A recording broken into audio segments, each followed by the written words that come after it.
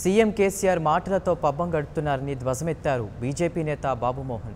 కేసీఆర్తో ఆచరణ సాధ్యం కాదని విమర్శించారు. 16 సీట్లతో దేశంలో చక్రం తిప్పుతానంటే వినేందుకు ఓటర్లు వెర్రివాళ్లు కాదన్నారు. దేశ ప్రజలు మరోసారి మోదీని కోరుకుంటున్నారని అభిప్రాయపడ్డారు.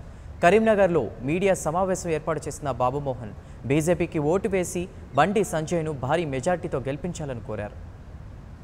సర్పంచ్ కాని వాడు ఏకంగా ముఖ్యమంత్రి అయితే ఎన్ని అవకతవకలు ఎన్ని ఇబ్బందులు ఎదుర్కోవాల్సి వస్తుందో మనం ఆలోచించగలం. ఎందుకంటే ఇక్కడ ఉన్న వాళ్ళంతా మేధావులు కాబట్టి.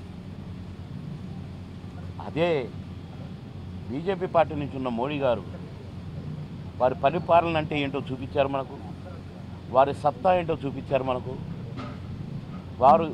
వారి పరిపాలనలో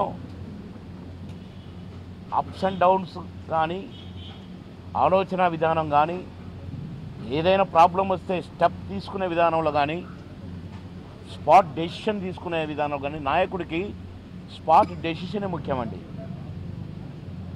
అలాగ మా ఇంటికి పోయి అడిగి వస్తా అంటే కుదరదు.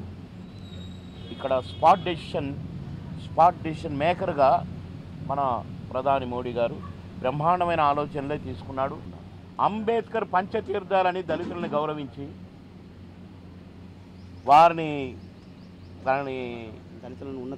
ఉన్నత స్థితిలో ఉంచాలని మన మోడీ గారు మాట్లాడుతూ ఉంటే, దళితులని కించపరిచి హీనపరిచి ఊచకోత కోసి మాలాంటి వాళ్ళని మనోభావాలను దెబ్బకొట్టి కేసీఆర్ గారు ప్రవర్తిస్తున్నాడు.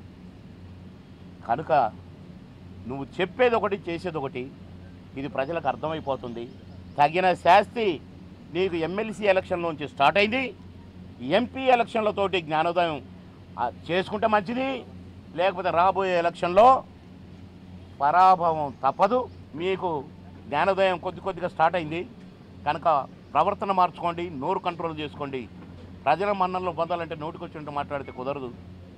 ఈ జ్ఞానోదయం మీకు కావాలని, మోడీ గారిని ప్రధానిగా చూడాలని, గెలిపిస్తారని నేను ఓటర్ మహాశయులందరికీ వినయపూర్వకంగా నమస్కరిస్తున్నాను. For more updates, please subscribe 99 TV Telugu.